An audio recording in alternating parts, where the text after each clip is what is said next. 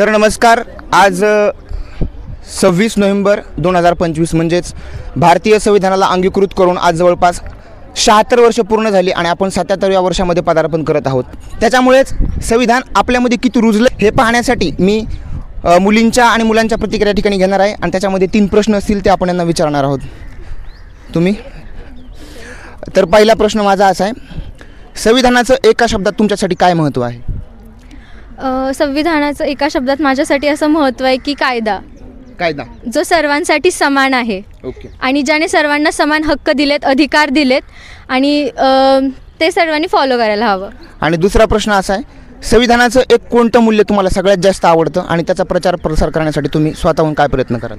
बंधुता।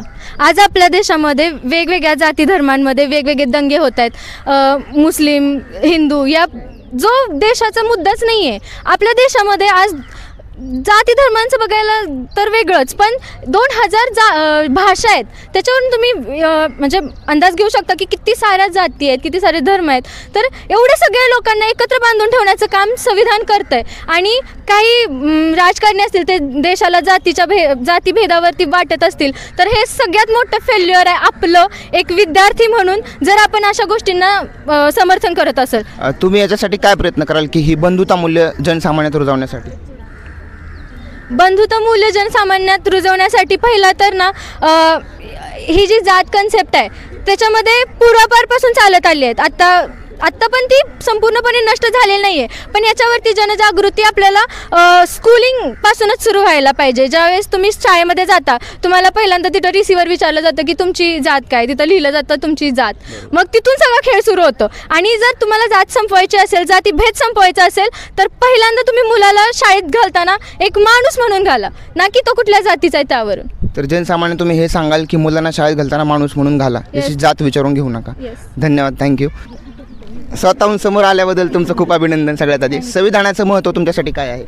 आपल्या म्हणजे मुलं मुलींना नाही एक तर म्हणजे समानता दिली पाहिजे। आणि नाही का काही ठिकाणी नाही का म्हणजे गावाकडे आहे ना खूप सारे मुलींना आहे ना म्हणजे मुलांनाच पुढे जायला भेटतं, मुलींना पुढे जायला भेटत नाही, तर त्यांना नाही का पुढे जाण्याचं प्रोत्साहन दिलं पाहिजे। एका शब्दात संविधानाचं महत्त्व सांगा। तुमच्यासाठी एका शब्दात संविधान काय आहे? समानता। आणि तिसरा प्रश्न, तुमचं आवडते मूल्य कोणतं संविधानाचं एक, आणि त्यासाठी प्रचार करण्यासाठी तुम्ही काय कराल? म्हणजे सगळ्यांना मी पुढे घेऊन जाण्याचा प्रयत्न करेन, नाही का की म्हणजे काही लोकांना आहे ना संविधान म्हणजे काय हे सुद्धा माहीत नाही, तर त्यांना संविधान काय हे समजून सांगण्याचा प्रयत्न करेन आणि त्यांना सांगेल की मी कसं काय करायचं। मूल्य कुठलं तुम्हाला आवडतं संविधानाचं सगळ्यात जास्त? खूप सारे मूल्य आहेत, न्याय आहे, सामाजिक, आर्थिक, राजनैतिक न्याय, स्वतंत्र, लोकशाही, समता, बंधुता, सामाजिक न्याय पुढे घेऊन जाण्यासाठी प्रयत्न करा।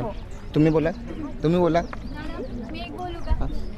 आत्ताच जसं ताईने विषय मांडला की काही ठिकाणी मुलींना समोर जाण्याची संधी भेटत नाही आणि मुलांनाच संधी दिली जाते। खरं तर हे चुकीचं म्हणणं आहे असं मी म्हणेल, कारण इथं सर्वांना समान सध्या तुमचा हक्क आहे, तुमचा अधिकार आहे, जो तुम्हाला मिळालाय तो तुम्ही स्वतः बजावत नाहीये। तुम्हाला संधी दिली जात नाही तर तुम्ही भांडा, झगडा, लढा आणि तो हक्क मिळवा। तो अधिकार तुम्हाला संविधानाने दिलाय, तर का मुली मागे आहेत? आज इथं सगळ्यांना विचारलं जाते की कोणाला बोलायचं का? मी तर म्हणते आज इथल्या प्रत्येक मुलीने बोललं पाहिजे आणि दादाला म्हटलं पाहिजे की दादा मला बोलायचंय, मला संविधानावरती बोलायचंय, मला जे काही माझं म्हणणं आहे ते समाजापुढे मांडायचंय। तुम्ही मागं सरताय, हे मला नाही आवडलं आता खरं तर। आणि प्रत्येकाने शिका, बोलायला शिका। बोलला तर तुम्हाला तुमच्या समस्या मांडता येणार आहेत आणि समोरच्या समस्या कळणार आहेत। कळलं? तर तुम्हाला जर असं परत वाटलं की जर मला संधी दिली जात नाही, मुलांना संधी दिली जाते, ती तुमची चुकी आहे। तुम्ही उठा, लढा, भांडा आणि तुमचा हक्क मिळवा। एक संधी। पहिला प्रश्न असा, संविधानाचं महत्त्व तुमच्यासाठी काय थोडक्यात सांगा? संविधान म्हणजे माझा जीव।